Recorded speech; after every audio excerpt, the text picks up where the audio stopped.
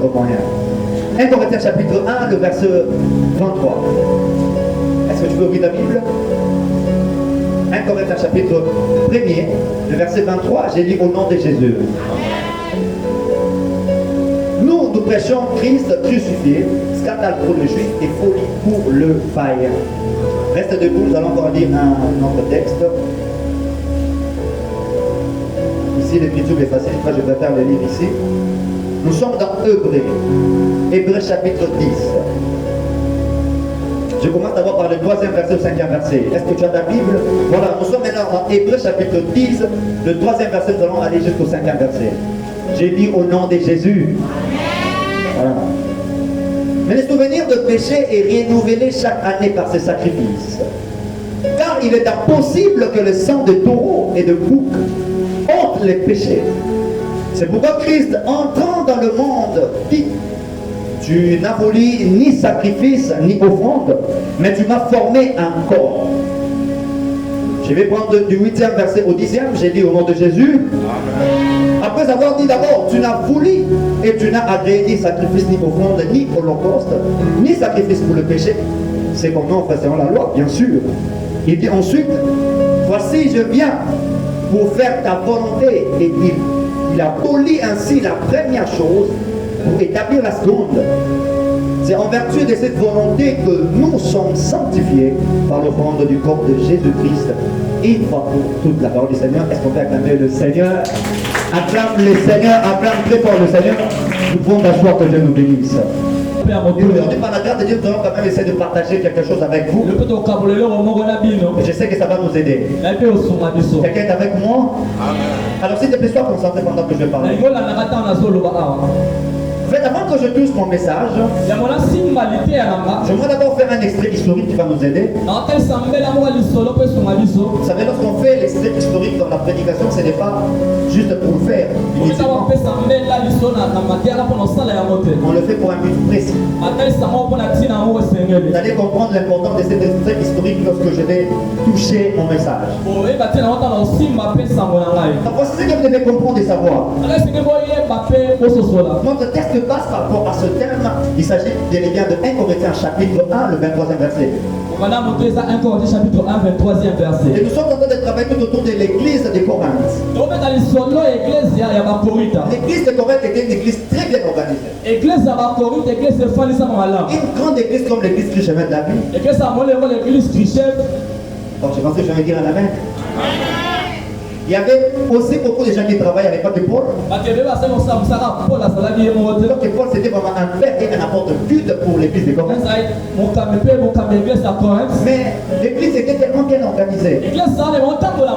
À tel point que Paul avait la possibilité même de se déplacer. Je crois que très bientôt avec l'apôtre, même moi le pasteur, je commencerai à faire des déplacements aux États-Unis calmement. Gloire à Dieu. Je sais que les serviteurs seront très bien organisés. L'église de Corinthe était tellement bien organisée que Paul pouvait faire des déplacements facilement. C'est pas même lorsqu'il écrit la lettre aux Corinthiens, chapitre 1, il n'était pas à Corinthe. Il était en Éphèse. Parce que l'église était tellement bien organisée. Il y avait des personnes responsables et intelligentes telles que Sostène. Lisez Actes chapitre 18, verset 17, vous allez comprendre ce que je suis en train de dire. Ça dit, l'église était très bien organisée. Il y avait Sostène, comme je vais le dire, qui était par exemple à la direction de l'église. Il y avait même une personne que les gens connaissent souvent, Apollos. Apollos aussi travaillait dans l'administration, il travaillait aussi à l'église de Corinthe. Il y a même, vous savez l'histoire, il y avait un mouvement d'Apollos. Lisez 1 Corinthiens chapitre 3, le 5e verset au 10e, vous allez comprendre. Il y avait un mouvement où il y avait Apollos qui avait la pertinence et la sagacité dans les Écritures, qui était aussi vraiment sage. Et il y avait un mouvement des serviteurs de Dieu qui étaient en train d'évoluer avec ce mouvement d'Apollos. À tel point même qu'il y a eu même un moment, certains problèmes, alors que Paul était en voyage. Il attendait des nouvelles des personnes qui commençaient à faire des concurrences ou des comparaisons entre le méthode d'Apollos et les méthodes de Paul. Amen. Parce que Paul était en Éphèse. Mais vous savez, avant qu'il se déplace, il était d'abord là. Je crois que Paul a commencé à enseigner. Il a même établi une branche de l'église. Il a fait à peu près 18 mois où il était en train de mettre des bases dans l'église. C'est le travail de Paul. C'est pas vous remarquerez dans 1 Corinthiens chapitre 3. Paul dit que j'ai planté et Apollos a arrosé. Pourquoi? Celui qui plante fait un travail qui précède celui qui arrose. Donc c'était une manière de dire qu'avant qu'Apollos arrose, moi j'étais déjà en train de placer les fondements. Est-ce que je parle à quelqu'un? Mais l'église était vraiment bien organisée. C'est comme peut-être moi, le pasteur, j'ai me déplacé et qu'après j'entendais, il y avait le frère Christian excellé qui connaît tellement de choses et puis il y avait un mouvement sur les frères Christ à l'église. Il y avait celle qui était pour le frère Christ et celle qui était pour le prophète Jésus. Mais avant que le frère Christ commence, j'étais là pour d'abord planter mes fondements. En fait, c'est ce qui s'est passé dans l'église. C'était juste pour faire comprendre que l'église de Corinthe avait pas des personnes qui étaient qualifiées, qui étaient pertinentes, qui savaient. Mais vous devez savoir une chose. Vous savez, avant que Paul fasse la lettre à l'église de Corinthe, la lettre avait d'abord été envoyée à Paul. C'est-à-dire, il y a eu après le déplacement de Paul des problèmes à l'église. Qui ont demandé à ce qu'on fasse une lettre pour envoyer à Paul et qu'on établit les problèmes de l'église afin que Paul envoie en retour une autre lettre pour résoudre ces problèmes. Donc c'est-à-dire 1 Corinthiens chapitre 1, ce que Paul est en train d'écrire, c'était une réponse à une lettre qui était déjà envoyée avant. Et ainsi que dans la lettre qu'on a envoyée à Paul, parmi les problèmes qui étaient établis, il y avait des problèmes de querelle, il y avait des problèmes de division, il y avait des problèmes de la doctrine aussi, mais aussi il y avait des problèmes de l'influence de la sagacité grecque. Et c'est sur ça que surtout nous sommes en train de toucher par rapport au verset 23 de chapitre 1 des Corinthiens. C'est-à-dire parmi ces problèmes, l'église de Corinthe était environnée par des hommes sages et intelligents. Et commençait à être influencé par la sagacité grecque. C'est-à-dire la profondeur de la connaissance grecque. Vous savez, parlons que dans ces temps-là, où Paul était là et puis il y avait des Grecs, il n'y avait pas encore la discipline formelle de la théologie systématique. Paul là, il n'a pas fait une discipline formelle de la théologie systématique, non. En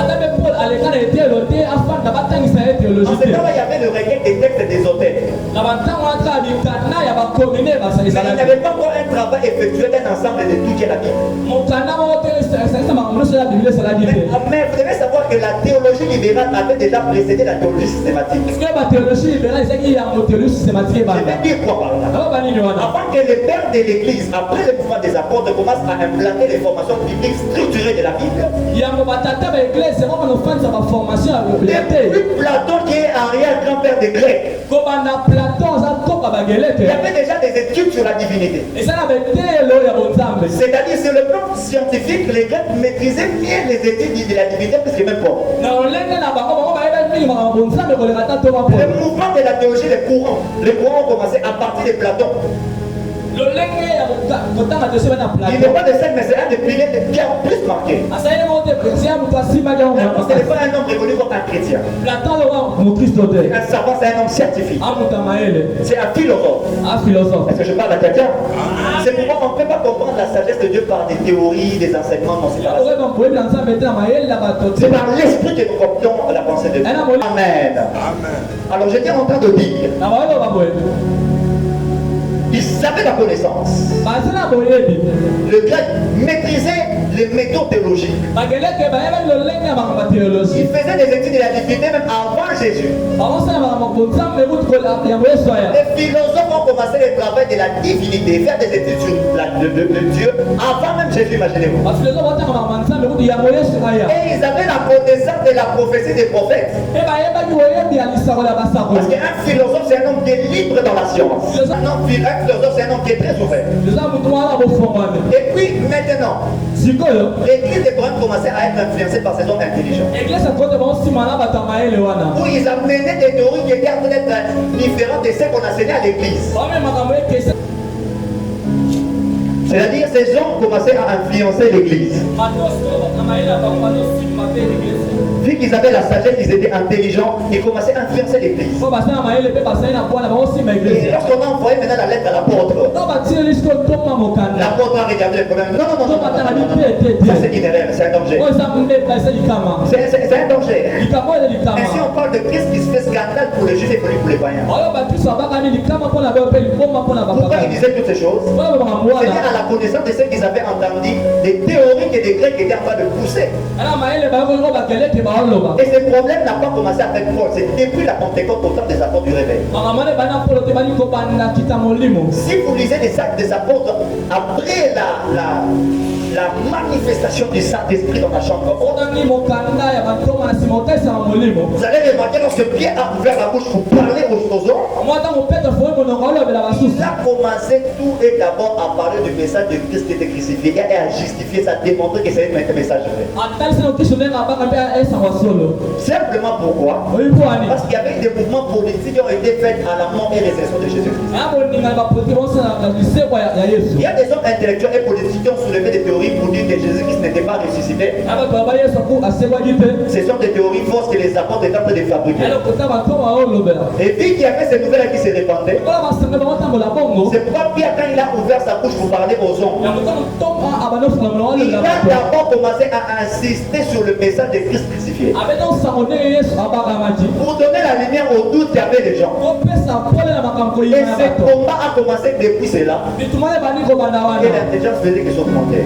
mpe mayele banomata C'est pourquoi, frère, vous devez faire très attention en ces temps où l'intelligence est en train de croître. parce que tokeba ndenge mayele bato ezomata boye Les hommes deviennent de plus en plus intelligents. bato bana mayele ebele lelo Mes frères, soyez prudents à ce que vous ne puissiez pas être influencés par ces hommes intellectuels. tosala eke Vous savez, bien aimé, oyiba ningani moi j'ai rencontré certaines personnes qui connaissent beaucoup de choses, mais qui sont des insensés. Et c'est aona même pour bato le dire. oyo bayibaka mebele kasi bato malamu te Parce qu'ils ne comprennent pas la sagesse de Dieu. bayeba nde mwana ya nzambe te sala Je te prêche maintenant. na te ya sikoyo Amen. amen Voici mon message de ce matin. tala sango nanga tonga Mon lelo message de ce matin, c'est le mystère de la mort et de la résurrection de Jésus. sango leza makambo ebomama na se ya kufa mpe lisekwa na yesu Dis à ton voisin de gauche à droite le mystère de la mort et de la résurrection. le mystère de la mort et de la résurrection de Jésus Il est le mystère de la mort et de la résurrection. le mystère de la mort et de la résurrection de Jésus Voici comment j'ai séparé mon message. nane nakapoli sango na ngai Que Dieu me fasse grâce d'avoir le temps de terminer vite. namasungana si sango mpe na lombango J'ai séparé ce message en deux parties. nakapoli sango oyo na bakiteli mibale La première partie, je vais d'abord essayer de parler de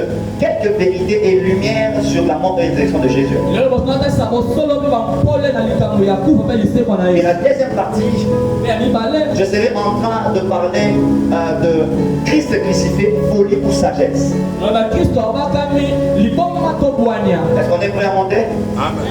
Quelqu'un est avec moi? amen Quelqu'un s'approche? Alors ne te perds pas. Voici. C'est quoi un mystère? oyebi likambo ebomama eza nini Je préfère l'explication de Robert par rapport à ces termes. atalisa lokola robert Et par rapport à cette explication, moi j'ai défini le mystère par rapport à cette évangile. En fait, je vais définir le mystère par rapport à cette explication. Le mystère, c'est ce qui cache une vérité. mystère eza eloko ebombi bosolo songolo C'est ce qui cache une vérité et qui dépasse la raison. mpe ezolekela boyebi Je disais que le mystère, c'est ce qui cache une vérité et qui dépasse la raison. mystère eza eloko ebombi bosolo mpe ezolekela boyebi ya bato Amen. amen C'est-à-dire, ce qui s'est passé à l'œuvre de la croix, okoleka na mosala ekulusu c'est un mystère qu'il faut comprendre. eza eloko mosinga toyeba Ce qui est mystérieux, on ne peut pas le comprendre par la sagesse humaine. eloko ebomama tokoyeba na boyebi ya bato te On ne peut, notez bien, on ne peut comprendre un mystère par la rationalité. tokoyeba Car le mystère dépasse la raison. Par ce qu'on nous enseigne à l'université, on ne peut pas comprendre le mystère de Dieu. Parce que le mystère de Dieu va au-delà de notre sagesse. Voici maintenant, je vais commencer par quelques vérités et lumières sur la mort et la résurrection de Jésus-Christ. Première vérité, notez bien aimé. Ce qui était scandale et folie pour les Juifs et Grecs, ce n'était pas seulement le fait que Christ était pendu à la croix. Parce qu'il était écrit maudit soit celui qui est pendu à la croix. Ce n'était pas seulement ce qui était scandale. Mais ce qui était aussi scandale pour les Grecs ainsi que les Juifs, c'est de voir un Dieu mourir. Parce que Jésus-Christ, lorsqu'il venait accomplir sa mission, il s'est présenté comme fils de Dieu. Et Dieu, c'est ce qui a choqué le monde. Parce que je parle à quelqu'un, je vais essayer de parler comme un apôtre ici. Vous savez, le problème majeur de l'Église, ce n'est pas seulement le fait que nous sommes chrétiens, nous croyons à Jésus-Christ. Mais c'est parce que nous sommes en train de dire par la foi que Jésus est un Dieu universel. C'est-à-dire, selon certaines traditions, et selon même les traditions surtout des Africains, ils reconnaissent Dieu. Mais il dit que non, à part le Dieu créateur, chaque terre et tribu a ses dieux. Amen. Je ne suis pas en train de parler contre la tradition. Je ne prêche pas parce que je suis un aliéné mental. Mais je prêche parce que j'ai été affranchi par la vérité. Et j'ai compris que la vérité c'est Christ. Si vous allez chez nous, on va dire peut-être que non, Jésus-Christ a sauté à sa prophète. Ça fait l'optimisme avec les créateurs, mais ça va dire que je ne vais pas citer. C'est-à-dire c'est que beaucoup de gens croient et pensent. Ce sont des choses qui n'ont pas commencé aujourd'hui. Je ne sais pas de beaucoup de paramètres où les gens tirent parti de l'époque coloniale. Je ne vais pas rentrer, c'est pas le sujet. Mais j'aimerais vous dire, peuple de Dieu, Jésus-Christ n'est pas seulement un simple prophète. Il n'est pas un Dieu de juifs. C'est un Dieu de nous tous. C'est un Dieu de tous. Il est Dieu de toutes les nations. Si vous lisez dans Romains chapitre 11, lisez ce chapitre, vous allez comprendre que Jésus-Christ est au-delà d'être juif, il est mort pour les autres nations. Et il est un Dieu universel. Vous savez, la foi chrétienne est basée pas seulement sur le fait de croire que Jésus est mort, mais de croire que Jésus-Christ est Dieu. C'est ça le plus grand problème de la foi chrétienne face aux contestations des autres religions et d'autres intellectuels. C'était ça aussi le problème à cette époque-là, parce que puisque Jésus-Christ se disait qu'il était Dieu universel, mais il est mort à la croix. Est-ce qu'un Dieu qui crée l'homme, lui donne le souffle de vie, est-ce qu'il peut mourir? Voilà pourquoi c'est un scandale. Est-ce que nous devons condamner les juifs ou les Grecs? Parce que d'après quand même, nous pouvons parler entre nous. Un Dieu qui donne le souffle, qui crée. Comment il peut mourir? Vous savez, si vous lisez dans, je n'aurai pas le temps de le lire, bon, on l'a déjà lu au début, dans Hébreux chapitre 10, vous allez voir que dans Hébreux chapitre 10, on parle du sacrifice de Jésus. Et pourquoi est-ce qu'on écrivait Hébreux chapitre 10? Ce chapitre qui s'inscrit dans un contexte plus large de l'épître aux Hébreux.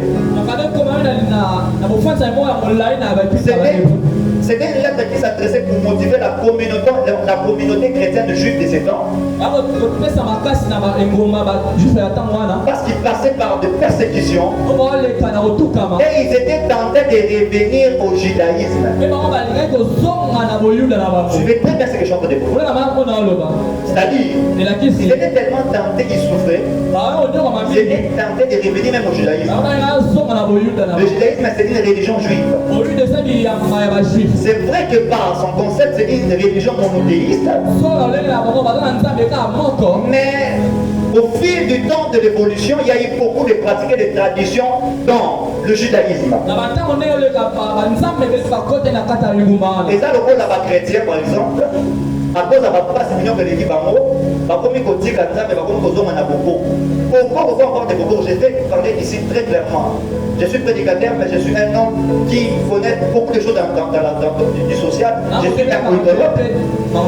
C'est-à-dire, je ne peux pas ignorer et dire que beaucoup de ces concepts-là, ça veut dire forcément sorcellerie. Non.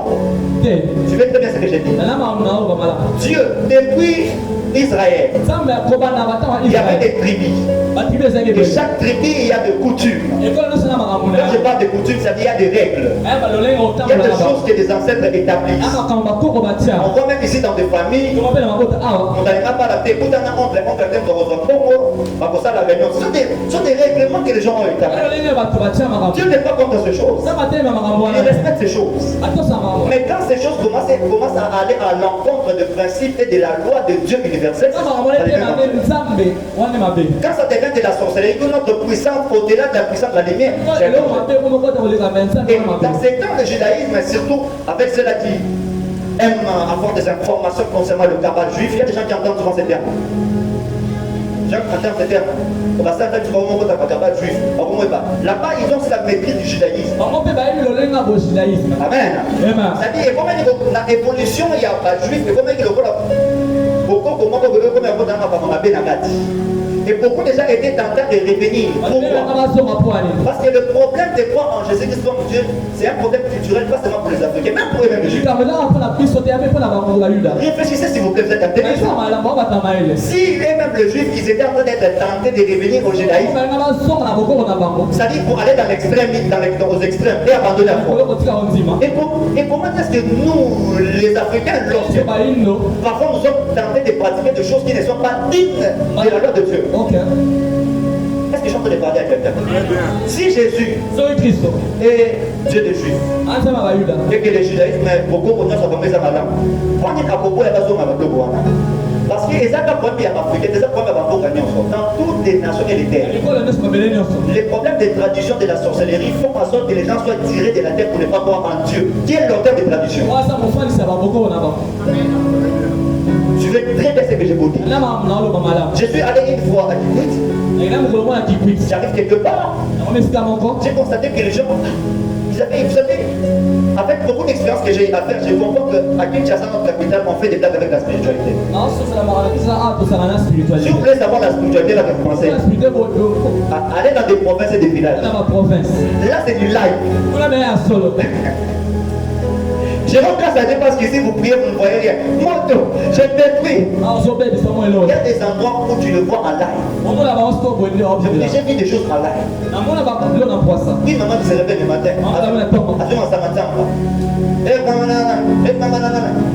À quoi tu vas dire, on va dire la déclaration.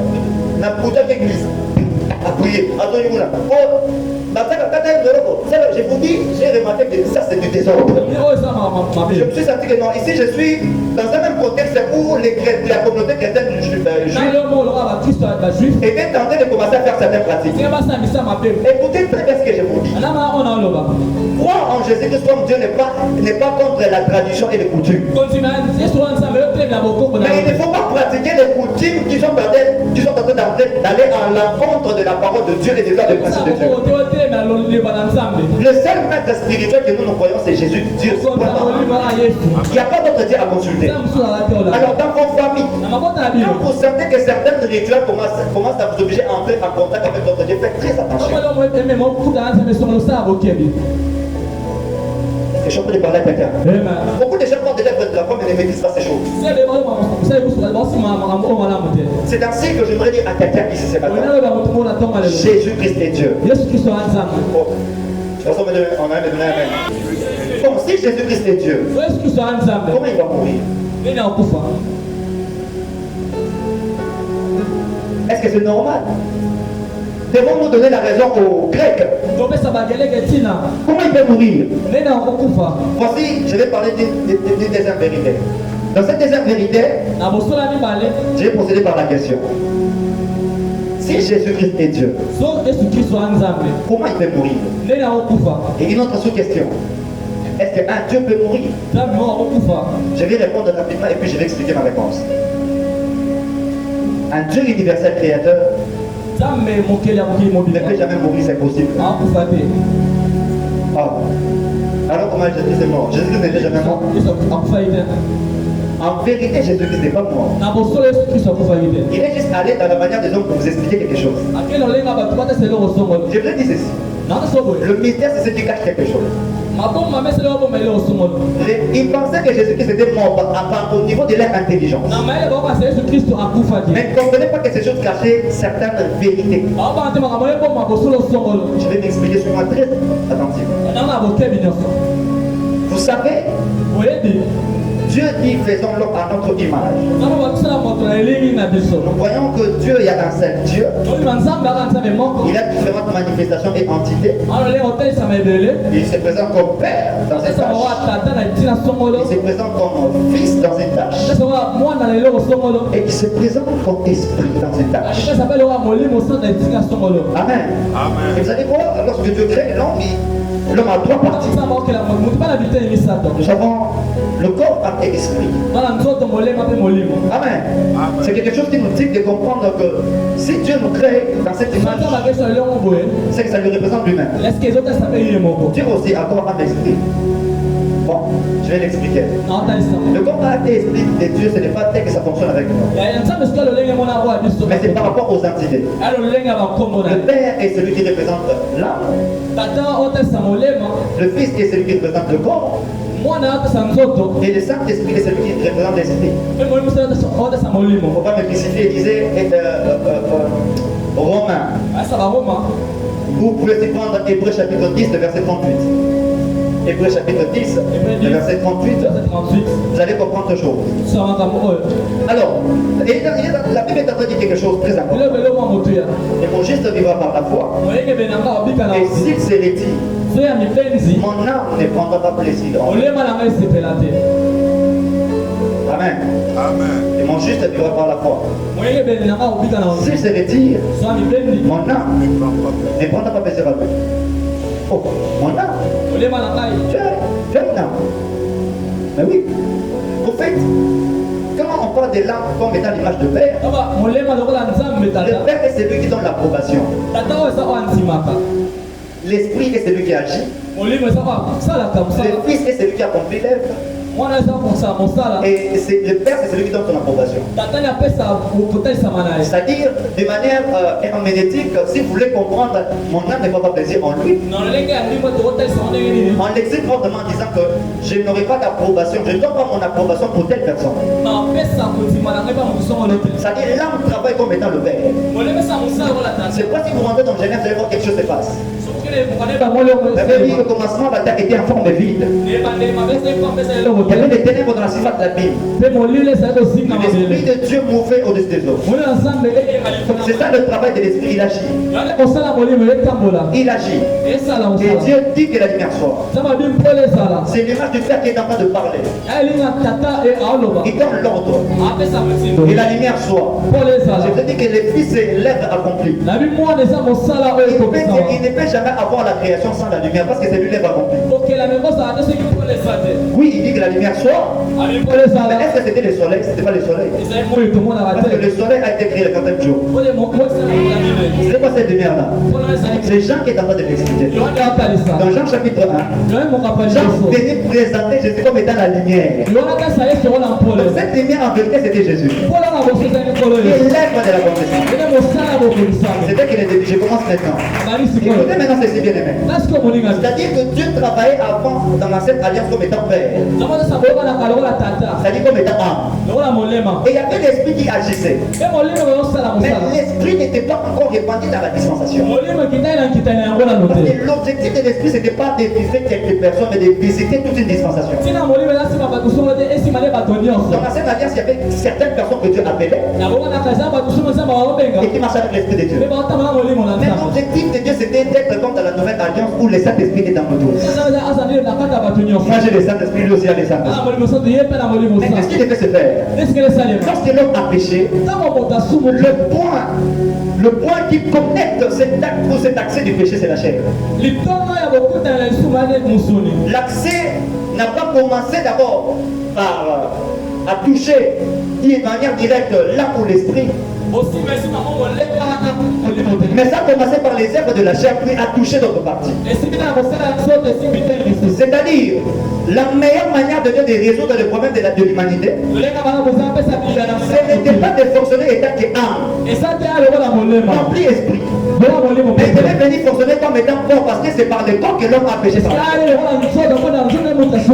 c'est-à-dire l'œuvre de la croix de Jésus. Ce n'est pas seulement amener Jésus à sauver le monde, mais il devait d'abord se rabaisser de venir au même niveau que l'autre. En pédagogie, on dit ceci.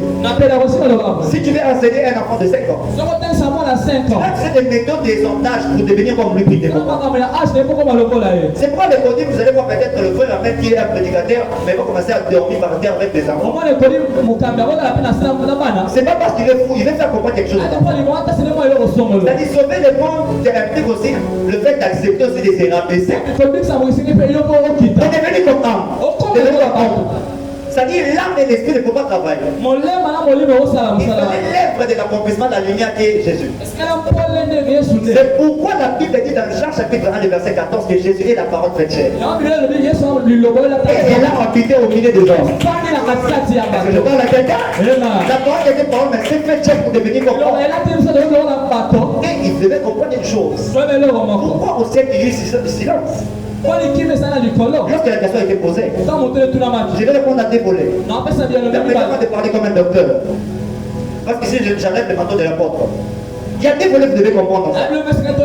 Lorsqu'il y a eu silence dans le ciel, premièrement, vous devez savoir, c'est parce que accepter la charge de s'élever pour sauver l'humanité ne consistait pas seulement à être un homme puissant, un sauveur, mais ça consistait à porter un corps corruptible après la chute d'Adam.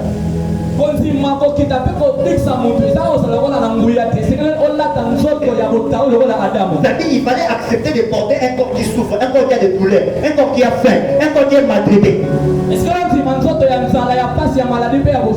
C'était un choix pas facile à faire. Le corps de Jésus n'était pas un corps extraordinaire. Le corps de Jésus était un corps ordinaire comme tout être humain qui avait des douleurs, qui était vulnérable. Est-ce que je parle à quelqu'un? Vous savez, beaucoup d'études ont prouvé dans la majorité que après le passage de la chute d'Adam, l'Adam n'avait pas la même influence du corps. Et Jésus est venu se porter ce même corps-là qui avait fait la chute. Écoutez-moi bien.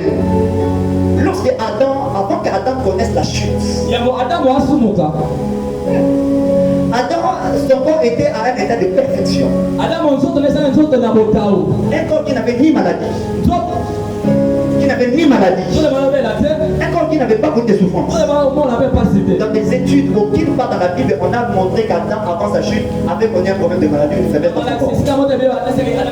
Son corps était fort et impeccable. Et beaucoup de scientifiques chrétiens ont démontré la probabilité de l'immortalité du corps d'Adam. Grâce aux conditions du jardin qui était un paradis. Donc, c'est-à-dire lorsqu'il a quitté ce jardin après ce chute, il y a des influences au niveau de son corps. Son corps est devenu faible. Son corps est devenu mortel. Son corps est devenu vulnérable. Et c'est comme ça que Dieu, Jésus devait accepter de porter ce corps. La question a été posée au ciel, sur la terre et sous la terre. En d'autres termes, tous les esprits étaient en train d'entendre cette parole. Je parle à quelqu'un. Même les anges entendaient. Mais vous devez savoir une chose. Un corps comme Adam Adam qui a connu la chute, ce n'est pas encore honorable. Vous savez, si on avait posé cette question avant la chute d'Adam, je suis sûr que les anges allaient venir se poser et dire Seigneur, envoie-moi. Parce que vous savez, lorsque Adam était créé, même les anges enviaient Adam. Il dominait sur les jardins. Il est dans la ressemblance de Dieu. Vous savez, même les anges ne pouvaient jamais refuser de porter un corps qui domine les jardins. Un corps qui ressemble à Dieu. Je crois que les anges allaient se poser pour dire non, je vais avoir ce corps. Je vais descendre. C'est juste un exemple. Je parle d'abord ce matin comme un évangéliste. Vous savez, la plupart des gens qui viennent vers nous, ils viennent vers nous par intérêt. Beaucoup de gens qui viennent vers nous, ils viennent vers nous parce qu'ils voient nos qualités. Mais lorsqu'ils découvrent nos faiblesses, lorsqu'ils découvrent nos imperfections, ils nous abandonnent et ils nous rejettent. Mais il y a un homme, Jésus-Christ. Lui, lorsqu'il voit que l'homme est vulnérable, lorsqu'il remarque des faiblesses, c'est plus en plus interne. Vous savez, lorsque l'homme a connu la chute, Dieu a commencé à aimer encore de plus en plus l'homme.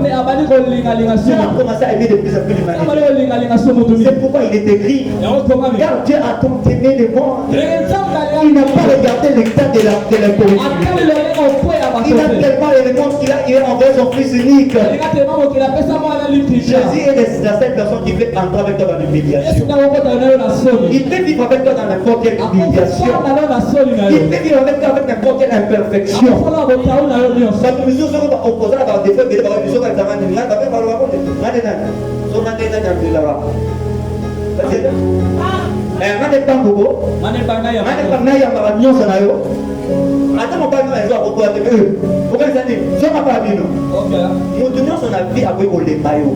Mais Jésus ne va jamais se fatiguer de toi. De plus en plus, tu fais de plus en plus belle. Gloire à Dieu. De plus en plus, tu fais ce bateau. Voici le deuxième volet. Deuxième volet, ici je suis toujours comme un docteur.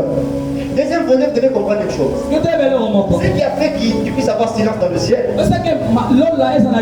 c'est aussi un problème de critères. En vérité, la personne qui devait venir sauver l'humanité devait avoir deux portions. La portion divine et la portion humaine du corps corruptible. Une personne qui a la portion humaine ne peut pas sauver l'humain. Parce qu'il ne peut pas lutter contre la faiblesse de sa propre chair. C'est la raison pour laquelle ni Moïse, ni personne pouvait avoir des critères que Dieu le choisit pour l'envoyer. C'était des humains. Écoute-moi très bien. Même les anges ne pouvaient pas se lever. Vous savez, même s'il y avait un ange courageux, lorsqu'il y a question était posée, qui peut-être allait avoir le droit de se lever, il pouvait se dire, je vais me lever, mais c'est un danger pour moi. Parce qu'il n'y a aucune portion qui peut maîtriser la portion humaine corruptible à part la portion divine. Il y a des études qui ont expliqué qu'il y avait des anges qui ont été séduits par les filles des hommes. Là, je suis allé très loin. Prenons Lucifer. Lucifer, avant d'être Satan, c'était Lucifer. C'était un ange de Dieu. Mais après, il était égaré avec d'autres anges.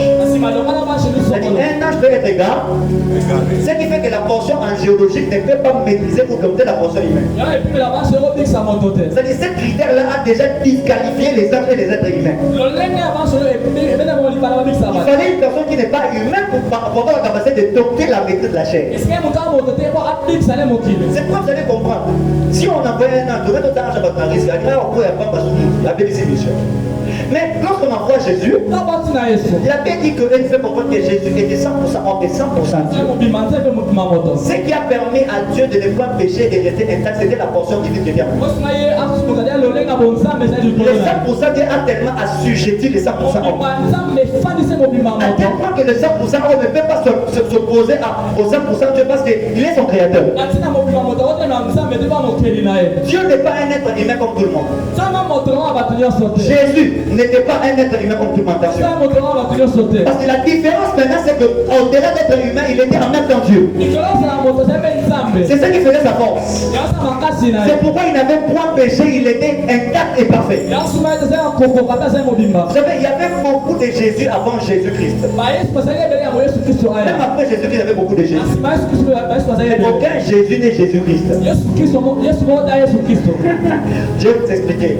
Le nom Jésus, c'est un nom qu'on a donné à Jésus. Il y avait des gens qui portaient ce nom-là. Amen. Il était même Jésus de Nazareth. Il y avait même des Bar Jésus, vous connaissez Bar Jésus. Donc il y avait des gens qui avaient le nom de Jésus. Ici, je ne vais pas embrouiller les gens. Je ne vais pas encore expliquer que Jésus et Christ sont des personnes différentes. Mais je suis en train de faire comprendre les dimensions différentes de Dieu à partir des noms. C'est une étude scientifique. Le nom de Jésus, Jésus c'est parole faite chair, donc c'est la chair. Mais Christ c'est le roi. Ça veut dire roi. C'est-à-dire Christ c'est l'image de 100% Dieu. Et Jésus c'est l'image de la chair, l'homme. C'est-à-dire Jésus égale à l'homme. Mais Jésus-Christ égale à l'homme plus esprit et force. C'est pourquoi il est écrit dans les actes des apôtres. Savez-vous comment Dieu a oint de l'esprit et de force Jésus de Nazareth? Attention, en théologie, lorsqu'on précise Jésus de Nazareth, ça a un objectif. Si on dit peut-être Ahmed de Congo central, ça veut dire en fait que cet homme est né de manière naturelle d'une tribu. C'est pas la caca. C'est-à-dire lorsqu'on dit que vous savez pas comment Dieu a oint de l'esprit et de force Jésus de Nazareth, Dieu est en train de nous faire comprendre. Vous savez comment Dieu a oint notre portion divine. C'est lui qui est venu d'une tribu normale. Mais à part cette tribu, il contient en lui une autre énergie divine qui n'est pas humaine. Est-ce que je peux te parler à quelqu'un? C'est que les autres cultures et les religions ne peuvent pas comprendre. Maintenant, qu'est-ce qui fait ce Dieu, Jésus, qu'est-ce qui est Dieu, puisse mourir? J'avais dit qu'il n'est pas mort. Qu'est-ce qui s'est passé à la croix? C'est lui qui est mort à la croix. Ce n'est pas Christ. Mais c'est le corps corruptible de Jésus qui était mort. Écoutez-moi bien aimé. Lorsqu'on parle de la mort, non, je vais prendre d'abord le mandat du prophète. Je sens que j'ai été trop scientifique. Écoutez-moi, on va faire un petit tour scientifique, on va revenir. Lorsqu'on parle de la mort, c'est l'arrêt du fonctionnement vital. L'État tourne à l'ordre et les anthropologues ont expliqué la mort, le phénomène de la mort. Il y a des philosophes qui ont expliqué les phénomènes de la mort. Ils ont même dit qu'il y a des choses qui se passent après la mort, mais n'ont jamais prouvé ça. Mais de ce que nous savons, la mort c'est l'arrêt du fonctionnement vital. C'est-à-dire que son âme va quelque part, son esprit revient à Dieu, et il ne peut rien faire. Une personne mort, c'est une personne qui ne peut pas encore agir. Mais la différence c'est que Jésus à la fois lorsqu'il était mort, il n'était pas mort, mais il avait commencé encore une autre œuvre. La mort de Jésus n'était pas la mort. Mais la mort de Jésus c'était un moyen de transport qui permettait à Christ d'atteindre le séjour de mort. Vous savez, avant d'atteindre le séjour de mort, Christ avait besoin d'avoir un moyen de transport pour arriver là-bas. La seule manière d'entrer dans le séjour de mort, c'était de porter un corps qui peut mourir. Parce que le corps corruptible peut mourir. Vous savez, hein, Christ n'est pas amené par la mort au séjour de mort. Il est allé à volonté. Il a pris la mort comme moyen de transport. C'est pourquoi il est écrit dans Éphésiens 4. Il est descendu vers les régions inférieures. C'est-à-dire qu'il n'a pas été amené par l'influence de la mort. C'est ce que je suis encore trop fort, vous allez comprendre. Mais il est allé lui-même dans les régions inférieures. C'est-à-dire, Christ n'était pas mort, mais il agissait. Lorsque nous croyons par la foi que lorsque nous sommes chrétiens, lorsque nous mourons, nous allons aller de repos. Mais la mort n'a pas mené Christ au lieu de repos, ça l'a mené au travail. C'est-à-dire, il est rentré encore au travail. Il est allé, il a compris des choses et il a prêché même au séjour de mort. C'est pourquoi la parole s'adresse à Pierre pour dire que tu es Pierre. Mais sur cette pierre, moi je bâtirai mon église. Et la porte et les portes du séjour de mort ne pourront pas contre elle. Parce que Jésus-Christ, la dimension christique, lorsqu'il est entré dans le séjour de mort, il a pris l'autorité. Il nous a donné toute l'autorité sur les séjours de mort. Donc vous devez savoir que d'abord la mort n'était pas la mort. C'était un moyen qui permettait à Christ d'atteindre les séjours de mort. Autre chose que vous devez savoir, Christ a choisi un corps. Corruptible qui peut mourir parce qu'il devait faire le sacrifice. Donc les sangs devaient tomber. Et en plus, il devait faire des sacrifices conformément aussi à la loi. Donc il faut égorger, il faut tuer l'animal. Donc il devait y avoir la mort. C'est-à-dire le corps permettait à Christ, n'est-ce pas, d'accomplir ces sacrifices-là. C'est pourquoi il est écrit dans Hébreux chapitre 10. Le verset 4. Car il est impossible que le sang de taureau et des boucs ôte les péchés. Bien aimé, le sang d'un animal ne peut pas ôter notre péché. Et il dit ceci dans le 5e verset. C'est pourquoi Christ, il parle de Christ. C'est pourquoi Christ entre dans le monde dit: tu n'as voulu ni sacrifice, ni offrande, mais tu m'as formé un corps. Raison pour laquelle Christ devait choisir un corps corruptible qui peut mourir pour accomplir le sacrifice. Et vous savez bien aimé, lorsqu'il y a des sacrifices de brebis selon la loi mosaïque, il y a des normes. Le brebis devait faire des tours et devait être observé. L'animal devait être sans tache. C'est pourquoi Jésus-Christ n'avait point péché. Il n'avait pas de taches de péché sur lui. C'était l'image d'un brebis qui était sans tache. Un brebis qui n'avait point de saleté en lui. Mais faites très attention. Lorsqu'on fait les sacrifices de bouc, il y a des boucs. Il y a un bouc qu'on apporte le sacrifice, on verse le sang, et le bouc émissaire. C'est-à-dire le bouc émissaire, c'est le bouc là qu'on envoie la bénédiction. C'est-à-dire il y avait des formes de boucs. Il y avait des boucs qui étaient destinés pour le sacrifice. Et il y avait le bouc qui était destiné pour qu'on puisse apporter les maladies du péché dans son corps. Vous savez une chose, si Jésus était un bouc, nous devons aussi prouver les deux mouvements des boucs. Parce que si Jésus était un bouc qui était sacrifié, donc il devait avoir deux boucs qui étaient donnés comme sacrifice et l'autre qu'on a jeté la malédiction. On s'est posé la question, mais si Jésus-Christ était déjà un sacrifice dans le Jourdain, pourquoi il est allé encore dans la porte? Parce que dans le sacrifice, il doit y avoir des boucs. Celui qui était dans le Jourdain, c'était le bouc qui devait être sacrifié. Et celui qui était allé à la croix, l'image des boucs émissaires qui devait avoir la malédiction. Pourquoi il devait aller à la croix? C'est à la croix qu'on reçoit la malédiction. C'est dans la loi mosaïque. Ça lui permettait, tant que bouc émissaire, de recevoir toutes les malédictions. Or, ces boucs-là étaient envoyés dans les déserts. On envoyait les boucs qui étaient dans la malédiction dans les déserts pour qu'ils se perdent. Raison pour laquelle, parmi les déclarations prophétiques de Jésus sur la croix, il dit: Père, pourquoi m'as-tu abandonné? C'était l'image du bouc émissaire qui était perdu dans les déserts. On comprend que les grandes choses de l'œuvre de la croix commencent par sa mort.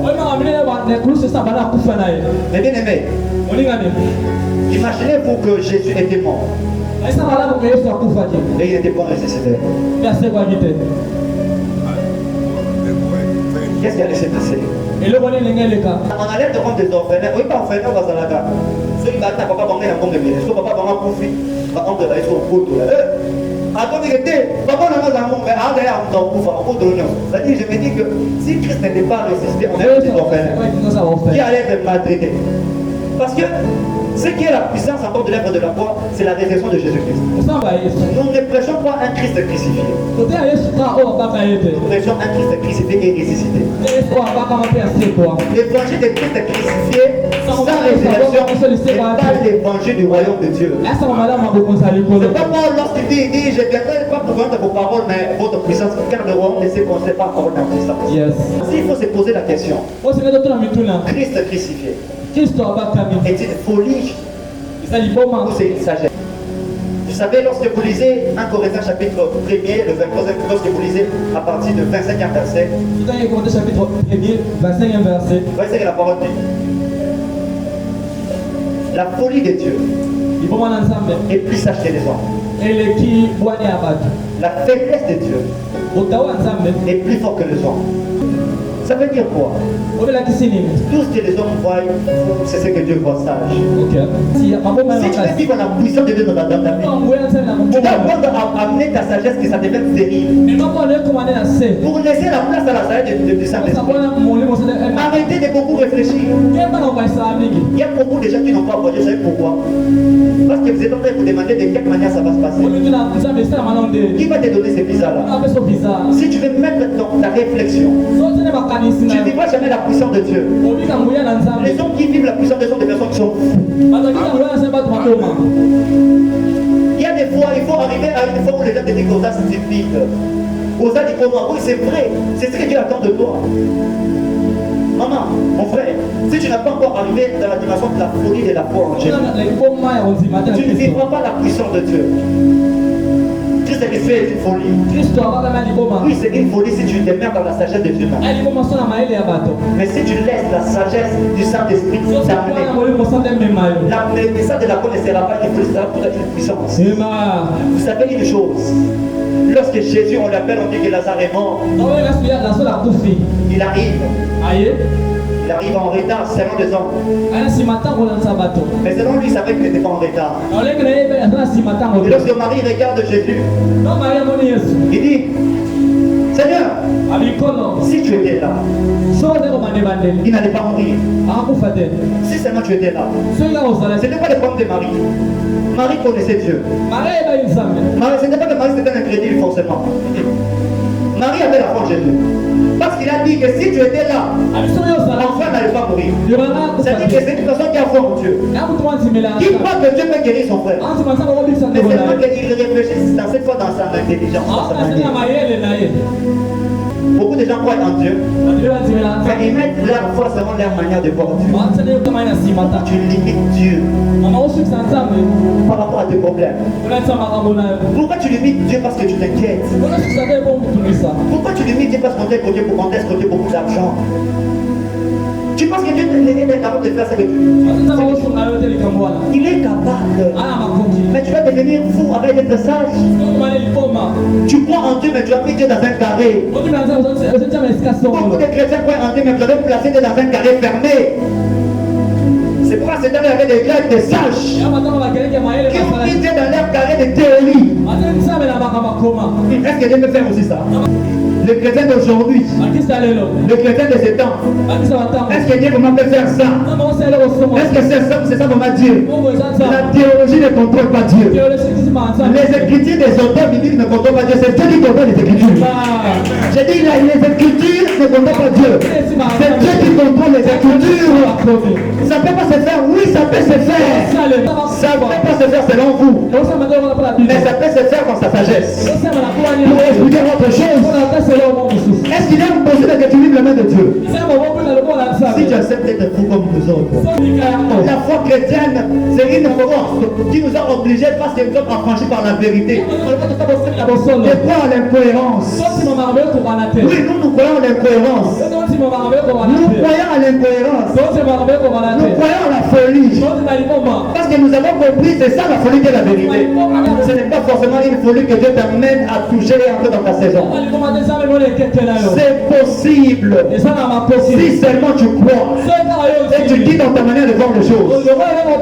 C'est pourquoi tu dis marcher selon la foi et non la vue. La vue te fait voir la folie.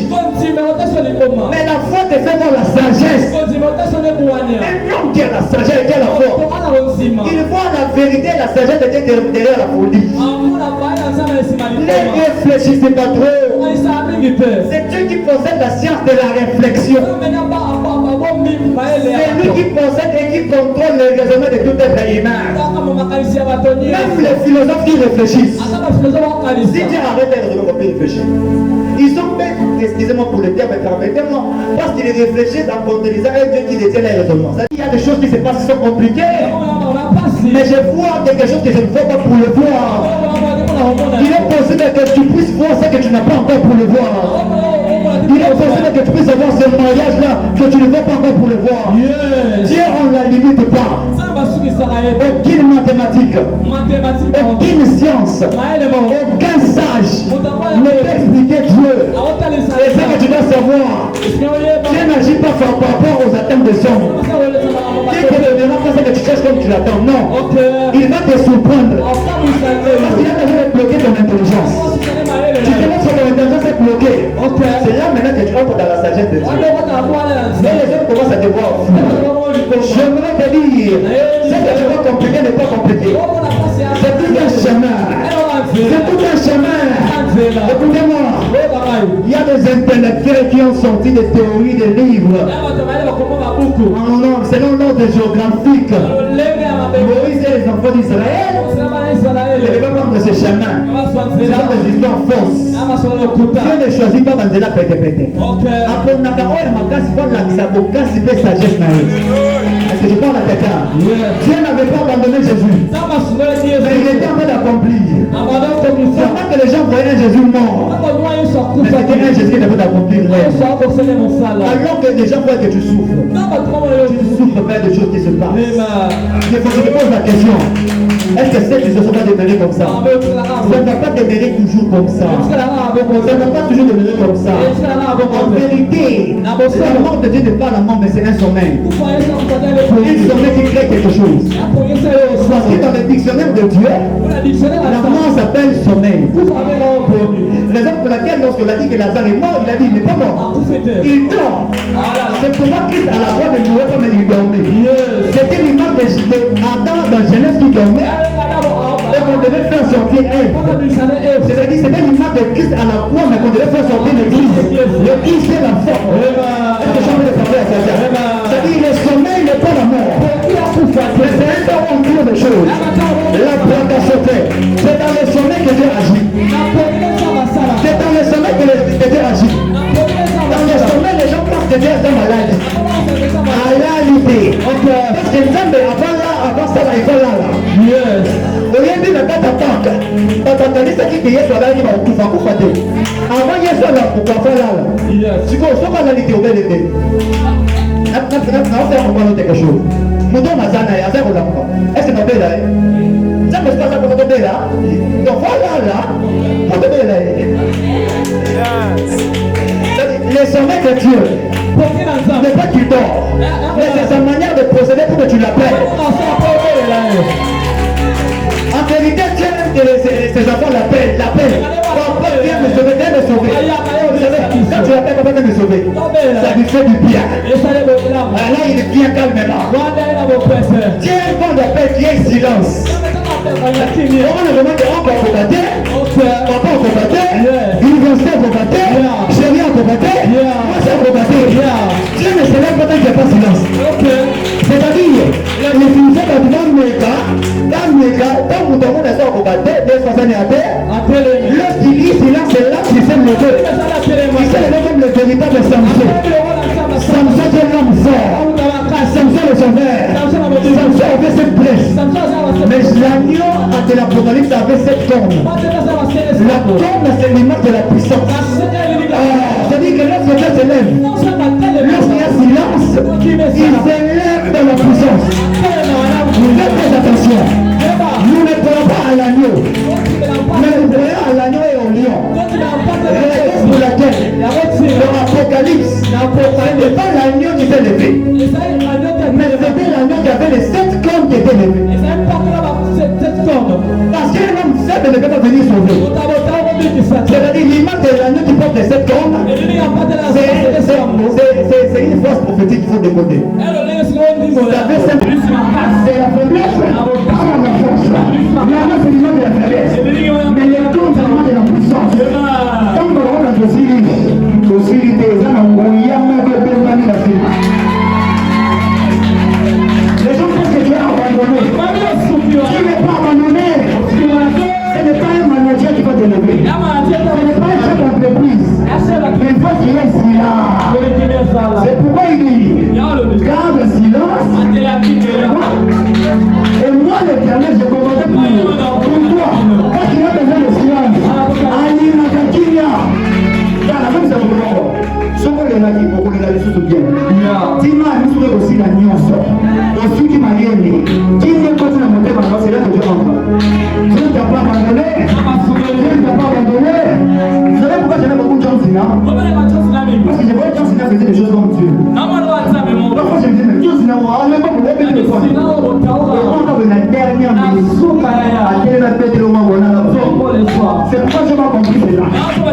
Pendant qu'il souffre, il dit, mon rédempteur, mon frère vivant.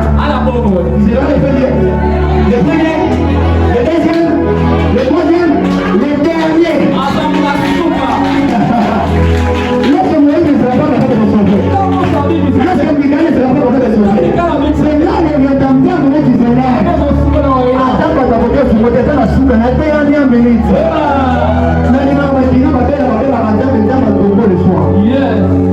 Oui, hein.